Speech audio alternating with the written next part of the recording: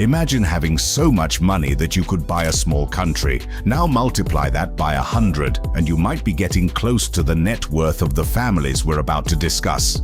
You see, when we talk about the richest people in the world, we usually think of big names like Jeff Bezos or Bill Gates. But behind the scenes, there are entire families with fortunes that make even the billionaires look like small fry. These families have their fingers in everything from media to fashion to oil, and they use their vast wealth to shape the world to their liking. Of course, they don't want you to know just how much power they really have. They operate in the shadows, pulling strings and making deals that affect millions of lives. Thompson family. When it comes to media moguls, one name that might not be on your radar is Thompson, but it should be. This family has been quietly building a media empire that spans the globe, and their influence is only growing. It all started with Roy Thomson, a Canadian businessman who got his start in the newspaper business back in the 1930s. Over the years, he expanded his holdings to include radio stations, magazines, and even a few TV stations. But it was his son Kenneth who really took things to the next level. Under Kenneth's leadership, the Thompson family started gobbling up media properties left and right. They bought up newspapers in the UK, Canada, and the US, including heavy hitters like the Times of London and the Globe and Mail. They also made major moves into the world of digital media, buying up companies like Reuters and Career Builder. Today, the Thompson family's media holdings are vast and varied. They own a big chunk of Thomson Reuters, which provides news and information to businesses around the world. They've got a major stake in the Woodbridge Company, which controls the Globe and Mail and a bunch of other media properties. And let's not forget about their ownership of the Toronto Blue Jays baseball team, just for good measure. So what does all this mean? Well, for starters, it means that the Thompson family has a lot of sway over the information that people consume. Think about it. If you're reading a newspaper or watching a news broadcast, there's a good chance that the Thompsons have some kind of involvement. That's a lot of power to wield, and they're not afraid to use it to their advantage. Of course, the Thompsons are notoriously secretive about their business dealings. They don't court press attention the way some other billionaires do, preferring to operate behind the scenes. But make no mistake, this family is a force to be reckoned with in the world of media. As you can imagine, having that much control over the flow of information is a pretty big deal. It means that the Thompsons can shape public opinion, influence policy decisions, and even sway elections if they want to. That's not to say that they're out there trying to brainwash people or anything like that, but still, it's worth keeping in mind just how much power they have. So the next time you're flipping through channels or scrolling through your newsfeed, take a moment to think about the Thompson family. They may not be a household name, but their impact on the media landscape is undeniable. And who knows, maybe one day they'll be the ones calling the shots on a global scale. But the Thompsons aren't the only ones with skin in the game. Coming in at number 9 on our list is another family that prefers to keep a low profile despite their massive wealth and influence. Wertheimer family.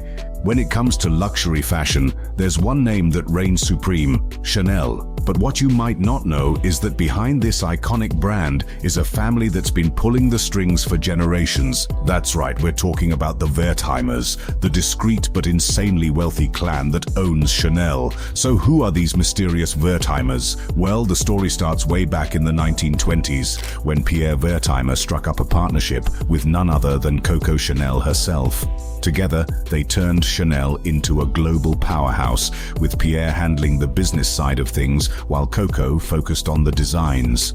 Fast forward a few decades, and the Wertheimers are still very much in charge. In fact, they own pretty much the entire company, which is now worth billions of dollars. But here's the thing, you won't see the Wertheimers flaunting their wealth or posing for magazine covers. They're notoriously private, rarely giving interviews or making public appearances. But just because they keep a low profile doesn't mean they're not making moves behind the scenes.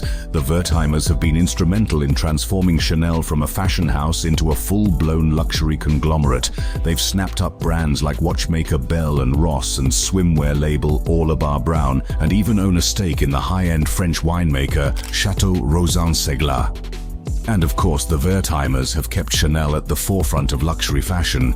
They've brought in top designers like Karl Lagerfeld and Virginie Viard to keep the brand fresh and innovative while still staying true to its classic roots. Under their leadership, Chanel has become known for everything from iconic handbags to couture gowns to cutting-edge beauty products. So what's the secret to the Wertheimers' success? Well, for starters, they're not afraid to invest in quality.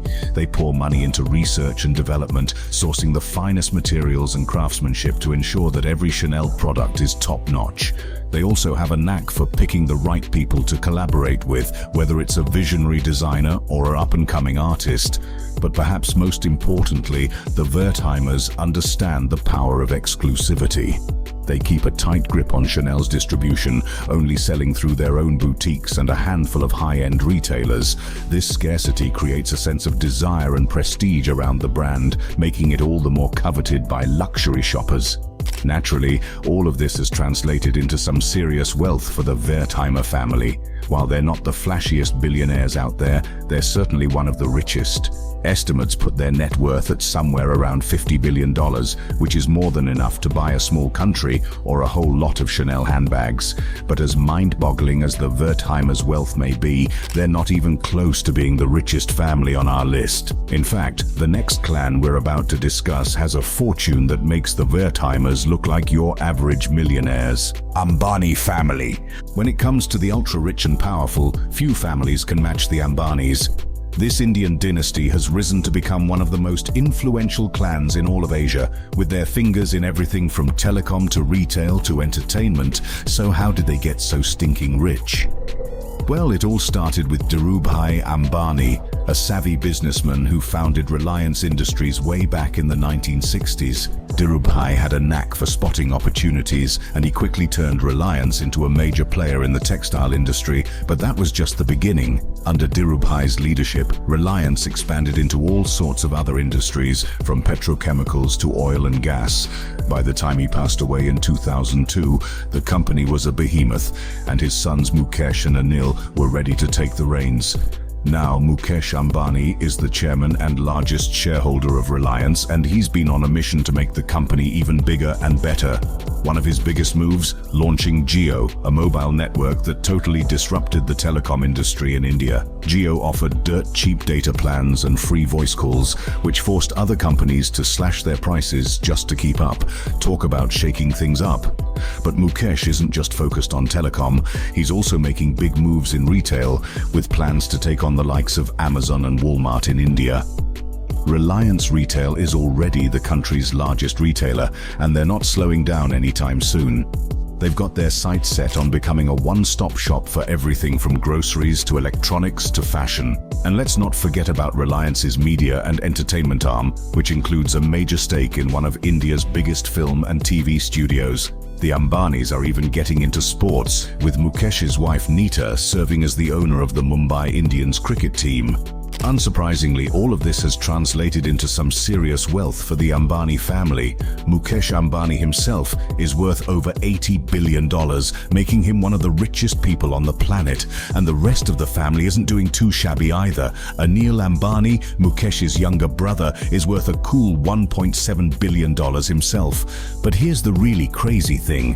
The Ambanis aren't just rich, they're also incredibly powerful. In India, they're practically royalty, with politicians and celebrities alike clamoring to get in their good graces. Mukesh Ambani even hosted a lavish wedding for his daughter that was attended by the likes of Beyoncé and Hillary Clinton.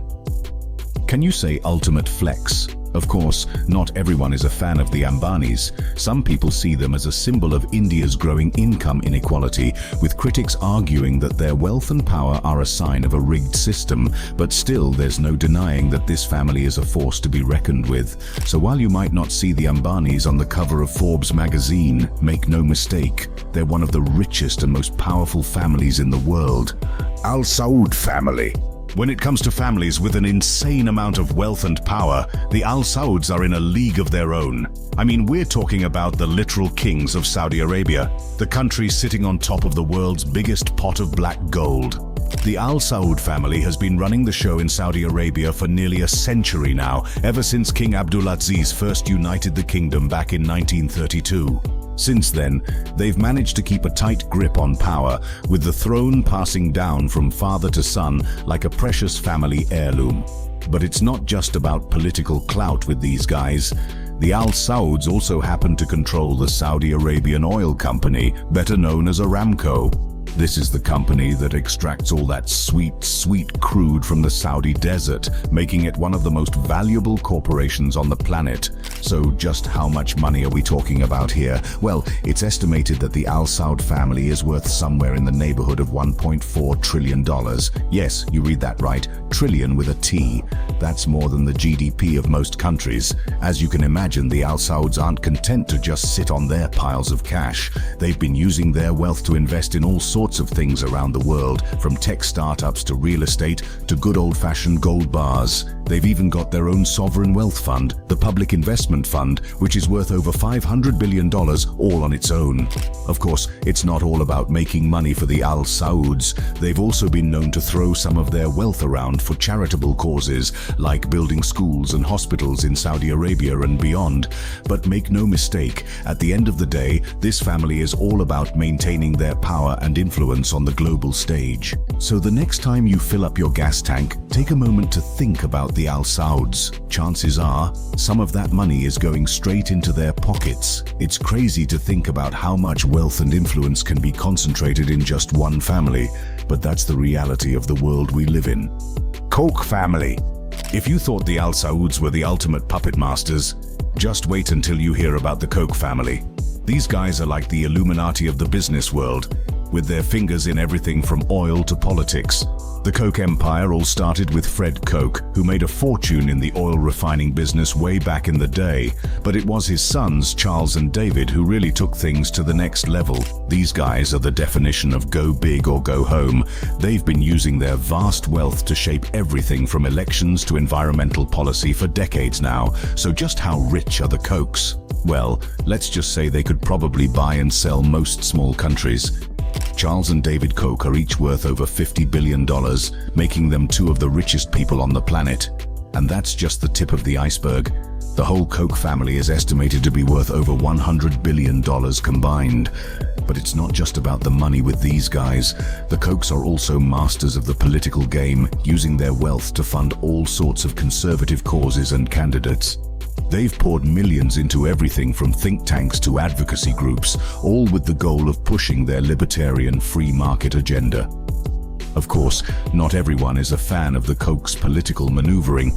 Critics accuse them of using their money to buy influence and shape public policy in their favor. But love them or hate them, there's no denying that the Kochs are a force to be reckoned with in American politics. And it's not just politics where the Kochs hold sway. They're also major players in a whole host of industries, from oil and gas to chemicals to consumer products. Koch Industries, the massive conglomerate owned by the family, is involved in everything from paper towels to fertilizer to asphalt. In fact, there's a good chance you've got some Koch products in your home right now without even realizing it. Ever used Brawny paper towels or Dixie cups? Yup, those are Koch brands. And don't even get me started on their holdings in the energy sector. The Kochs are some of the biggest oil and gas barons in the world, with pipelines and refineries stretching across the globe.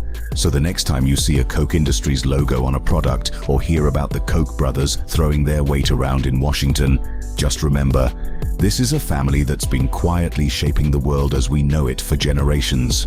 They may not be household names like the Waltons or the Mars family, but make no mistake, the Kochs are the ultimate behind-the-scenes power players. But as impressive as the Kochs' reign may be, they're not the only ones with a kingdom to call their own.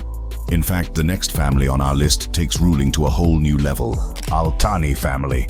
Alright, so the next family on our list is one that most people have probably never even heard of. The Al Thani family of Qatar. These guys are basically the kings of this tiny little country in the Middle East, and they've been ruling the roost since way back in the 1800s. Now you might be thinking, Qatar, isn't that just a bunch of sand and camels? Well, think again, my friend. Thanks to the Al Thani family's savvy leadership, Qatar has become one of the richest countries on the planet, with a per capita GDP that would make even the Waltons jealous. So how did they do it? Well, a big part of it comes down to some seriously smart investments. The Al Thanis have been using their country's vast oil and gas wealth to snap up prime real estate all over the world, from London to New York to Paris. They've also been buying up stakes in major fashion brands like Valentino and Tiffany and Company. Because hey, if you've got the money, why not look good while you're spending it? But the Al Thanis aren't just about making a quick buck. They're also super into using their wealth and influence to put Qatar on the map. Case in point, the 2022 FIFA World Cup. The Al Thanis pulled out all the stops to convince FIFA to let them host this massive international event. Even though Qatar has never even qualified for the World Cup before, they built brand new stadiums, hotels and infrastructure just for the occasion, and they're expecting millions of soccer fans to flood into the country next year. Of course, hosting the World Cup is just the latest in a long line of big moves by the Al Thanis. They've also been investing heavily in education and culture, with gleaming new museums and universities popping up all over Doha, the country's capital city. They even got the Louvre to open up a satellite location in Qatar, because why not bring a little bit of Paris to the Persian Gulf? Naturally, not everyone is thrilled with the Al Thanis and their outsized influence. Some critics accuse them of using their wealth to paper over Qatar's less than stellar human rights record, especially when it comes to the treatment of migrant workers. And there are plenty of raised eyebrows about Qatar's close ties to groups like the Muslim Brotherhood and Hamas. But still, there's no denying that the Al Thanis have transformed Qatar into a major player on the world stage, all while keeping a pretty tight lid on their own private lives. For a family that's worth an estimated $335 billion, they keep a surprisingly low profile. No flashy yachts or private islands for these guys, at least not that we know of. Now, speaking of low profiles, the next family on our list is the exact opposite of the Al Thanis. They're the masterminds behind some of the most iconic candy brands in the world, but they're so secretive that most people have never even heard of them. Mars family. If you've ever unwrapped a Snickers bar or popped some M&Ms, you've got the Mars family to thank. These candy kings have been churning out sweet treats for over a century now, and they've managed to turn their little chocolate company into a full-blown empire. It all started with Frank Mars, who began making candy out of his kitchen way back in 1911. His son Forrest eventually took over the biz and really kicked things into high gear. Before long, Mars bars were flying off the shelves, and the company started expanding all over the world. Fast forward to today, and Mars is one of the biggest privately held companies on the planet. They've got factories in more than 80 countries, and they're cranking out everything from pet food to chewing gum. But of course, it's still the candy that really puts them on the map. M&M's, Twix, Skittles, Milky Way. These are the brands that have made Mars a household name. And here's the crazy part. The Mars family still owns the whole shebang. Yep, this massive multinational corporation is 100% family owned, which is pretty much unheard of these days. So just how much money are we talking about here? Well, the Mars clan is notoriously private about their finances, but some estimates put their net worth at over $90 billion. That's more than the GDP of a lot of small countries. You might think that being candy billionaires would make the Mars family a bunch of flashy, high-rolling types, but nope. These folks are about as low-key as it gets. They rarely give interviews, they don't flaunt their wealth, and they're not exactly fixtures on the red carpet. In fact, most people wouldn't even recognize a Mars family member if they passed them on the street. The current co-CEOs, Victoria Mars and Grant Reed, are about as far from celebrity CEOs as you can get. They're all about keeping the focus on the brands and the products, not on themselves. But don't let their understated style fool you. The Mars family is as savvy as they come. They've managed to stay ahead of the curve by constantly innovating and expanding their product lines. I mean, who would have thought that the company behind M&M's would also be a major player in the pet food game?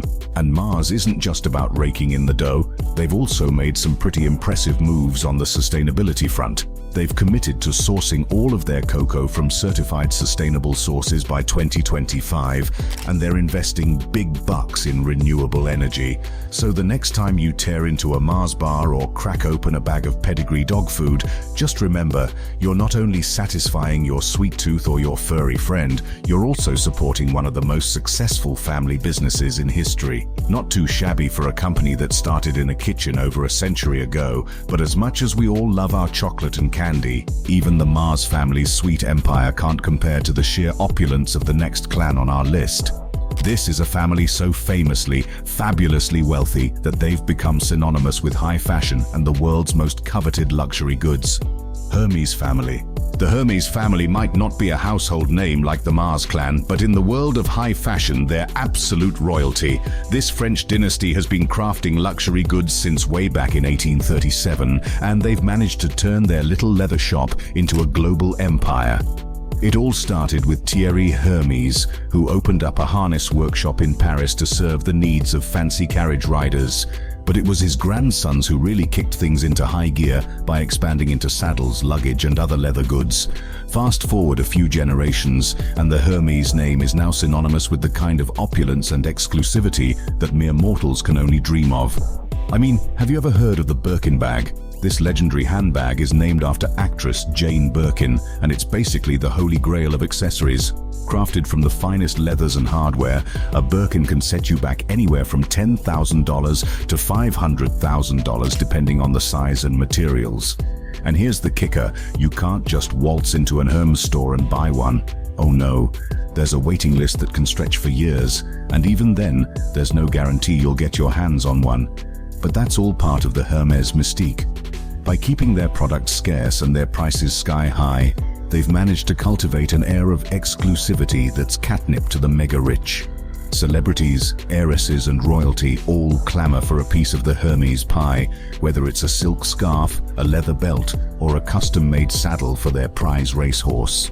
Of course, all of this doesn't come cheap. The Hermes family is notoriously tight-lipped about their finances, but some estimates put their net worth at around $50 billion. That's a lot of Birkin bags. But what's really impressive is how they've managed to maintain such a tight grip on their brand identity over the years. Unlike some luxury brands that have diluted their cash by slapping their logo on everything from t-shirts to cell phone cases, Hermes has always been super selective about what they put their name on. They're all about quality over quantity, and they're not afraid to say no to a potential product if it doesn't meet their exacting standards. But don't think for a second that the Hermes family are a bunch of stuffy old-fashioned types. They've been quick to embrace digital marketing and e-commerce, and they're constantly coming up with new ways to keep their brand fresh and relevant. Whether it's collaborating with cutting-edge designers or launching pop-up shops in unexpected locations, Hermes knows how to keep their customers on their toes. And yet, despite all the hype and the glitz, the Hermes family themselves remain something of a mystery. They rarely give interviews, they keep their personal lives under wraps, and they're not exactly fixtures on the social scene, in a way that only adds to their allure. After all, who doesn't love a little enigma with their luxury goods? Walton family. Now, as impressive as the Hermes empire is, it's still just a blip on the radar compared to the jaw-dropping wealth of the next family on our list. Yep, we're talking about the Waltons, the clan behind a little company you might have heard of called Walmart. These guys are the undisputed kings of retail, with a net worth that makes even the Mars family look like penny pinchers. Thanks to Walmart's massive global reach, the Waltons have amassed a staggering fortune of over $200 billion. That's more than the GDP of most countries. It all started back in 1962, when Sam Walton opened up the first Walmart store in Rogers, Arkansas. From those humble beginnings, Walmart has grown into an absolute behemoth, with over 11,000 stores worldwide and more than 2 million employees. And through it all, the Walton family has maintained a tight grip on the company, with Rob Walton serving as chairman for over 2 decades. So what's the secret to Walmart's success? Well, a big part of it comes down to their ruthless efficiency and cost-cutting measures. Walmart is known for squeezing every last penny out of its suppliers, which allows them to offer rock-bottom prices to their customers. They've also been quick to embrace new technologies like online shopping and mobile apps, which has helped them stay ahead of the curve in an increasingly digital world. But of course, Walmart's rise to the top hasn't been without controversy. The company has faced criticism for everything from its treatment of workers to its impact on small businesses and local communities. And then there's the whole issue of the Waltons' mind-boggling wealth, which some see as a symbol of the growing inequality in America. Still, love 'em or hate 'em, there's no denying that the Waltons are one of the most powerful families in the world. And they're not just sitting on their piles of cash either. They've also become major players in the world of philanthropy, donating billions to causes like education and environmental conservation. But even with all their wealth and influence, the Waltons still manage to keep a relatively low profile. Unlike some billionaires who flaunt their riches with flashy yachts and private islands, the Waltons are known for their frugal lifestyles and their aversion to the limelight. In fact, most people wouldn't even recognize them if they passed them on the street. Of course, that doesn't mean they're not enjoying the fruits of their retail empire. The Waltons own sprawling estates all over the country, and they've been known to indulge in some pretty sweet perks like private jets and ski trips to the Swiss Alps. But for the most part, they seem content to let their money do the talking, so there you have it. The Walton family, the ultimate rulers of the retail world.